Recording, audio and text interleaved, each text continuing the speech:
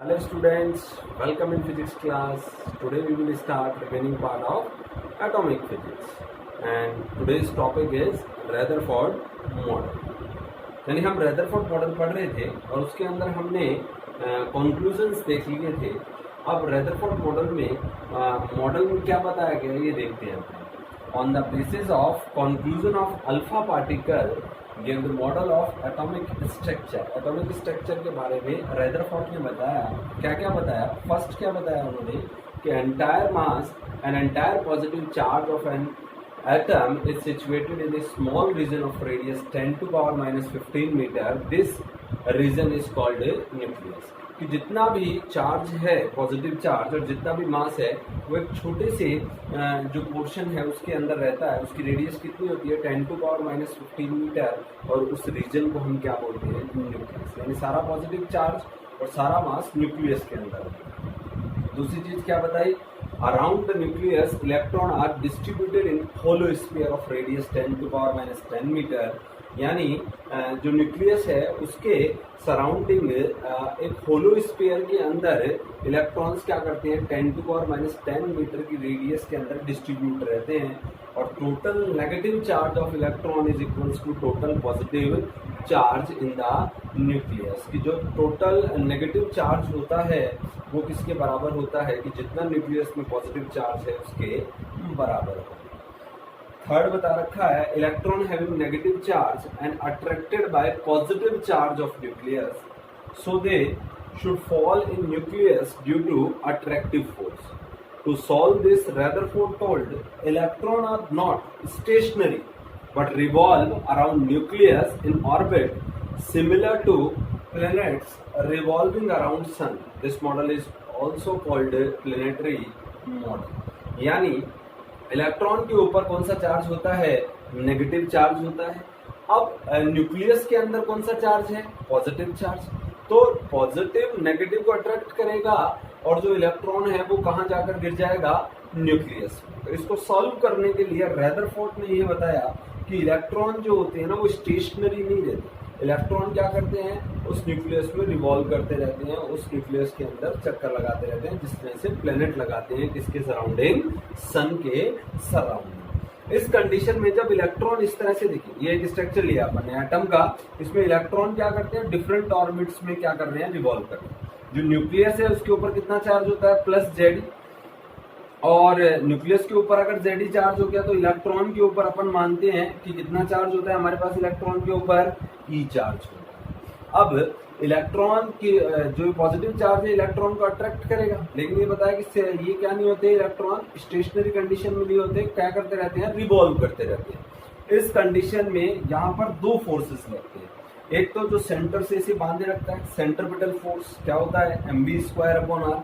और दूसरा फोर्स दो चार्जेस के बीच में जब पर्टिकुलर डिस्टेंस आ जाता है तब लगता है कौन सा फोर्स? Coulomb force. जो इससे पहले हमने पढ़ा है F = k q1 q2/r²। q1 पहला चार्ज न्यूक्लियस पे कितना हो गया? Z। दूसरा इलेक्ट्रॉन पर कितना हो गया? E/ क्या आ गया? r²। यानी रदरफोर्ड मॉडल से हमें तीन बातें पता चलती है। एक तो क्या पता चला कि जितना भी पॉजिटिव चार्ज है वो कहाँ? सारा पॉजिटिव चार्ज और सारा जो मास है वो न्यूक्लियस के अंदर सेंटर्ड हो गया। दूसरी खास बात ये पता चली कि इलेक्ट्रॉन जो होते हैं ना वो कहाँ डिस्ट्रीब्यूट रहते हैं? होलो स्फीयर में। और उसकी रेडियस कितनी होती है? 10 टू पावर माइनस 10। जितना पॉजिटिव चार्ज होगा उतना ही क्या हो जाएगा? Negative charge. और तीसरा बताया कि इलेक्ट्रॉन जो होते हैं ना वो स्टेशनरी कंडीशन में नहीं रहते, वो क्या करते हैं? जो न्यूक्लियस है उसके सराउंडिंग क्या करते रहते हैं? मोशन करते रहते हैं, जिस तरह से प्लेनेट मोशन। इस मॉडल के दो ड्रॉबैक भी हैं। पहला है stability of atom. Stability of atom में क्या बताया गया कि इलेक्ट्रॉन क्या करता है? इस तरह से सर्कुलर पाथ में मोशन करता है। अब यहाँ पर न्यूक्लियस के ऊपर पॉजिटिव चार्ज है तो इलेक्ट्रॉन जब मोशन करता है तो इलेक्ट्रोडायनेमिक के अकॉर्डिंग जो चार्ज पार्टिकल मोशनल फॉर्म में यानी एक्सेलरेटेड मोशन फॉर्म में है वो इमिट एनर्जी करता है in form of EM waves. यानी ईएम वेव्स की फॉर्म में ये इलेक्ट्रॉन एक्सेलरेशन मोशन करते हुए एनर्जी निकालेगा। और जैसे जैसे ये एनर्जी निकालेगा, ईएम वेव्स निकालेगा, तो धीरे धीरे इसकी एनर्जी इलेक्ट्रॉन की डिक्रीज होती जाएगी, इसकी रेडियस डिक्रीज होती जाएगी और इसकी रेडियस कम होती जाएगी और लास्ट में जाकर किस पर गिर जाएगा, ये जो न्यूक्लियस है इस पर गिर जाएगा। तो इसकी स्टेबिलिटी नहीं रह पाएगी। तो क्या लिख रखा है अपन ने, according to electrodynamic accelerated charge particle emit energy in the form of EM waves, electron orbiting around nucleus and emit energy. So energy of electron decrease and radius of orbit decrease and electron fall in nucleus. तो जो stable atom था वो stable नहीं रहा। दूसरा क्या बताया गया, this model was unable to explain spectrum of atom, यानी स्पेक्ट्रम को भी ये क्या नहीं कर पाया था, एक्सप्लेन नहीं कर पाया था। एक ये इस स्पेक्ट्रम के बारे में एक चीज और भी नहीं बता पाया था कि किस तरह से स्टार्क और जेमन इफेक्ट होता है, उन चीजों को भी एक्सप्लेन नहीं कर पाया था। पर बेसिकली अपने लिए तो दो ही इम्पोर्टेंट है, एक तो स्पेक्ट्रम को नहीं बता पाया, दूसरा स्टेबिलिटी को नहीं। अब रदरफोर्ड मॉडल से किस तरह से न्यूक्लियस का साइज कैलकुलेट कर सकते हैं। देखिए यहाँ पर अपने पास न्यूक्लियस है, न्यूक्लियस पर चार्ज होता है ZE। यहाँ पर न्यूक्लियस जो है हमने उसका साइज कंसिडर कर लिया, R0 उसका साइज है, R0 उसका साइज है, और यहाँ पे कोई अल्फा पार्टिकल इसकी तरफ अप्रोच कर रहा है। अल्फा पार्टिकल है 2He4, तो चार्ज कितना हो गया इस पर, 2 टाइम ऑफ इलेक्ट्रॉन जितना चार्ज। अब अल्फा पार्टिकल जब मूव करता है इसकी तरफ, तो अल्फा पार्टिकल में क्या होती है, काइनेटिक एनर्जी होती है। अब काइनेटिक एनर्जी जो अल्फा पार्टिकल में है ZE, यानी न्यूक्लियस के ऊपर पॉजिटिव चार्ज है, तो ये पॉजिटिव चार्ज और अल्फा पार्टिकल का पॉजिटिव चार्ज एक दूसरे के ऊपर क्या लगाएंगे, रिपल्सिव फोर्स लगाएंगे। तो काइनेटिक एनर्जी धीरे धीरे क्या होने लग जाएगी, डिक्रीज होने लग जाएगी, और वो किस में कन्वर्ट हो जाएगी, इसकी पोटेंशियल एनर्जी। इस बेस पर हम इसका क्या निकालेंगे, साइज, यानी कि काइनेटिक एनर्जी एक पॉइंट ऐसा आता है जहां से रिटर्न बैक करता है, उस कंडीशन में इसकी पोटेंशियल एनर्जी के बराबर। तो हमने लिख के रखा है, when alpha particle reach close to nucleus, its kinetic energy decrease and due to repulsive force, potential energy increase and alpha particle return back from that point. तो देखिए यहाँ पर हमें सबसे पहले पोटेंशियल एनर्जी निकालनी पड़ेगी और उसको काइनेटिक एनर्जी के बराबर करके साइज को कैलकुलेट करना पड़ेगा। तो पोटेंशियल एनर्जी का फॉर्मूला इलेक्ट्रोस्टेट में है U is equal to 1/4 pi epsilon naught Q1 Q2 upon R। यहाँ पर Q1 फर्स्ट चार्ज है, फर्स्ट चार्ज हमने अल्फा पार्टिकल पर मान लिया 2e। Q2 सेकंड चार्ज है, ये हमने किस पर मान लिया, ये हमने मान लिया न्यूक्लियस पर ZE, और R आपका साइज है किसका, न्यूक्लियस का, कितना हो गया R में। ये सारी वैल्यू हमने U वाले फॉर्मूले में रखी, 1/4 pi epsilon naught, Q1 कितना हो गया 2e, Q2 कितना हो गया ZE, और नीचे आ गया R0। ये फर्स्ट इक्वेशन बन गई आपकी, यानी पोटेंशियल एनर्जी बन गई। ये पोटेंशियल एनर्जी एक फिक्स पॉइंट पर जहां से रिपल्सिव फोर्स लगता है वहां पर किसके बराबर हो जाती है, इनिशियल काइनेटिक एनर्जी की, यानी E ऑफ K से हमने काइनेटिक एनर्जी को रिप्रेजेंट किया और U आपकी पोटेंशियल एनर्जी है। इक्वेशन फर्स्ट से U की वैल्यू मैंने यहाँ पुट कर दी, 1/4 pi epsilon naught 2ZE square upon R0। हमें साइज यानी R0 कैलकुलेट करना था, तो R0 की वैल्यू आ गई 1/4 pi epsilon naught 2ZE square upon E of K, या E of K। Rutherford model के ऊपर एक न्यूमेरिकल देखते हैं, find the distance of closest approach for an alpha particle of energy 2.5 mega electron volt which is scattered by gold nucleus Z is equal to 70। यानी question हमें बोल रहा है कि एक अल्फा पार्टिकल है, ये एक गोल्ड न्यूक्लियस की तरफ अप्रोच कर रहा है, और जो अल्फा पार्टिकल है उसकी एनर्जी दे रखी है 2.5 मेगा इलेक्ट्रॉन वोल्ट है। तो हमें वो क्लोजेस्ट अप्रोच निकालना है जिस तक जाकर अल्फा पार्टिकल वापस आ जाए। तो देखिए क्वेश्चन करने का सिंपल तरीका मैंने आपसे पहले भी डिस्कस कर रखा है कि सबसे पहले आप क्वेश्चंस में से क्या निकालेंगे, वो वैल्यू निकालेंगे जो आपको क्वेश्चन में दे रखी है। एक तो इसने एनर्जी दे रखी है, कौन सी एनर्जी है, kinetic energy 2.5 mega electron volt होगी। मेगा को पहले कन्वर्ट किया आपने 10⁻6 इलेक्ट्रॉन वोल्ट आ गया। इलेक्ट्रॉन वोल्ट को जूल में कन्वर्ट करते हैं 1.6 10⁻⁻19 से मल्टीप्लाई कर दी, पावर सॉल्व करी 10⁻13 जूल। Z आपको दे रखा है 70 नहीं। अब आपसे ये क्या पूछ रहे हैं, डिस्टेंस यानी क्लोजेस्ट अप्रोच, R0 का फॉर्मूला पूछ रहा है। R0 साइज ऑफ न्यूक्लियस, इससे प्रीवियस अपन ने टॉपिक में पढ़ा था R naught is equal to 1/4 pi epsilon naught 2z square upon E of T. अब यहाँ पर अपने पास दो चीजों की वैल्यू है, एक तो 1/4 पाई एप्सिलॉन नॉट की लिए। अब यहाँ पर 1/4 पाई एप्सिलॉन नॉट कांस्टेंट होता है, कूलम्ब कांस्टेंट जिसे बोलते हैं। इसकी वैल्यू फिक्स होती है 9 × 10⁹, यूनिट होती है newton into metre square upon coulomb square. E बच गया, ई क्या है, चार्ज ऑन इलेक्ट्रॉन 1.6 × 10⁻⁻19 कूलम्ब। अब हमारे पास सबकी वैल्यू इस फॉर्मूले में पुट करते हैं, r naught as it is आ गया, 1/4 पाई एप्सिलॉन नॉट की वैल्यू 9 × 10⁹, 2 आ गया, z की वैल्यू कितनी है 79, ई चार्ज ऑन इलेक्ट्रॉन कितना है 1.6 10⁻⁻19 का स्क्वायर अपॉन ई ऑफ के की वैल्यू ये कैलकुलेट की थी 2.5 × 1.6 10⁻13। सॉल्व करेंगे कितना साइज आ गया 9.1 × 10⁻14।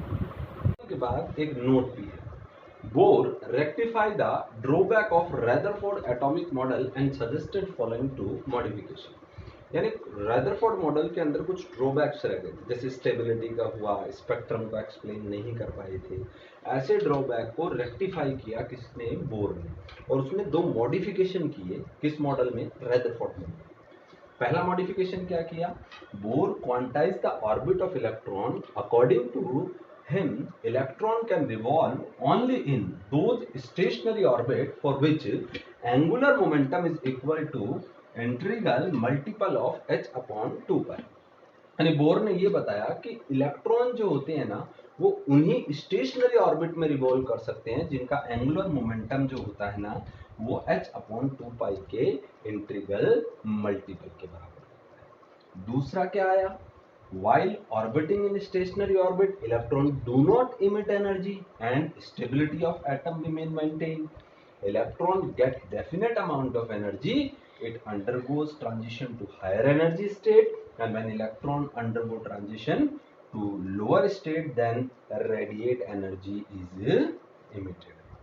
यानी इलेक्ट्रॉन अगर किसी फिक्स स्टेशनरी ऑर्बिट में रिवॉल्व कर रहा है तो वो एनर्जी इमिट नहीं करता, और एनर्जी जब बाहर नहीं निकालेगा तो उसकी स्टेबिलिटी क्या है, बनी रहेगी, मेंटेन रहेगी। लेकिन उन्होंने एक बात और बताई कि जब इलेक्ट्रॉन क्या करता है, हायर एनर्जी लेवल से लोअर एनर्जी लेवल में आता है, तब तो वो क्या करता है, हायर में ज्यादा एनर्जी है, लोअर में कम है, तो हायर से जैसे ही लोअर में पहुंचता है तो एनर्जी को क्या करता है, वो रेडिएट करता है। और अगर किसी लोअर एनर्जी लेवल से हायर एनर्जी लेवल में जाता है, अपोजिट करता है, लोअर से किस में जाए, हायर में, तो उसे एनर्जी चाहिए होती है, तो फिर वो एनर्जी लेता है। तो कौन सी कंडीशन में एनर्जी लेगा या देगा, किस कंडीशन में लेगा देगा, जब वो एक फिक्स ऑर्बिट से दूसरी फिक्स ऑर्बिट में जाता है, और अगर एक ही ऑर्बिट में रिवॉल्व करता रहे तो फिर वो एनर्जी का ट्रांजिशन नहीं करता है। तो ये दो मॉडिफिकेशन बोर ने किए थे किसके अंदर, रदरफोर्ड मॉडल। अब आगे चलते हैं तीसरे मॉडल की तरफ, लास्ट एंड फाइनल मॉडल है अपना Bohr model for hydrogen atom and hydrogen like ions. यानी बोर ने जो मॉडल दिया वो हाइड्रोजन और हाइड्रोजन जैसे जो आयंस हैं उनके लिए दिया था। उस मॉडल को एक्सप्लेन करने के लिए बोर ने कुछ पोस्टुलेट्स दिए हैं। Bohr give following postulate to explain this atom model. देखिए इसमें 3 पोस्टुलेट दिए गए बोर के थ्रू। पहला पोस्टुलेट है बोर फर्स्ट पोस्टुलेट। इसके अकॉर्डिंग क्या है, the necessary centripetal force for revolving in orbit is provided by electrostatic force of attraction। यहाँ देखिए हमने एक एटम कंसिडर कर लिया, इस एटम के जो आपके पास न्यूक्लियस है इस पर जो चार्ज है वो कितना है, Ze। यहाँ पर इलेक्ट्रॉन एक रिवॉल्व कर रहा है एक फिक्स ऑर्बिट में, और इस ऑर्बिट की रेडियस कितनी है r, और इलेक्ट्रॉन पे चार्ज हमने मान लिया e। अब Ze फर्स्ट चार्ज हो गया, E सेकंड चार्ज हो गया, दोनों के बीच का डिस्टेंस हो गया r। तो दो चीजें जब हमारे पास हो, चार्ज हो, फिक्स डिस्टेंस हो, तो उस कंडीशन में F ऑफ E यानी इलेक्ट्रोस्टैटिक फोर्स एक्ट करने लग जाता है इसके ऊपर। तो इन दोनों के ऊपर कौन सा फोर्स एक्ट कर रहा है, F ऑफ E यानी इलेक्ट्रोस्टैटिक फोर्स। एक इस इलेक्ट्रॉन को रिवॉल्व करने के लिए सेंटर की तरफ बांधने का काम, बाउंड करने का काम कौन करता है, F ऑफ C, जिसे कौन सा फोर्स बोलते हैं, सेंट्रिपिटल फोर्स। यानी इसमें फर्स्ट पोस्टुलेट में ये बताया गया कि जो सेंट्रिपिटल फोर्स लगता है, नेसेसरी सेंट्रिपिटल फोर्स होता है, वो किसके थ्रू प्रोवाइड होता है, F ऑफ E यानी इलेक्ट्रोस्टैटिक फोर्स के थ्रू प्रोवाइड किया जाता है। हम वैल्यू निकालते हैं, तो हमने कंसीडर कर लिया कि मास ऑफ इलेक्ट्रॉन कितना है, m है, चार्ज ऑन न्यूक्लियस कितना है, Ze, और रेडियस ऑफ ऑर्बिट क्या है, r। तो इस कंडीशन में सबसे पहले इलेक्ट्रोस्टैटिक फोर्स का फॉर्मूला हमको पता है, F = K Q1 Q2 upon r²। Q1 पहला चार्ज है कितना है, Ze, Q2 दूसरा चार्ज है कितना हो गया, E। वैल्यू इसके अंदर पुट करी हमने, क्या आ जाएगा हमारे पास, F = K, Q1 की वैल्यू Ze, Q2 की वैल्यू E अपॉन r²। यहाँ K क्या है, कूलाम कांस्टेंट, इसकी वैल्यू 1/4 पाई एप्सिलॉन नॉट भी होती है, चाहे तो आप ये भी रख सकते हैं, हमने कांस्टेंट को K कंसीडर कर रखा है। तो यहाँ E को E से मल्टीप्लाई कर लिया, तो फोर्स का फॉर्मूला क्या बन गया, F = KZe² अपॉन r²। ये फर्स्ट इक्वेशन मिल गई हमें, ये क्या है, इलेक्ट्रोस्टैटिक फोर्स है। दूसरा force centripetal force, centripetal force का फॉर्मूला पता है, Fc = mv² अपॉन क्या होता है, r। अब जब ये रिवॉल्व कर रहा है तो उस कंडीशन में क्या आ जाएगी, दोनों फोर्स आपस में एक दूसरे के बराबर होंगे। Equation first is equals to equation number second, तो हम लिख सकते हैं mv² upon r = KZe² upon r²। तो ये फॉर्मूला बन गया जो बोर फर्स्ट पोस्टुलेट से है। तो बोर फर्स्ट पोस्टुलेट का मतलब mv² upon r = KZe² upon r²। ये आगे टॉपिक्स में काम आता है, तो ये फर्स्ट पोस्टुलेट है।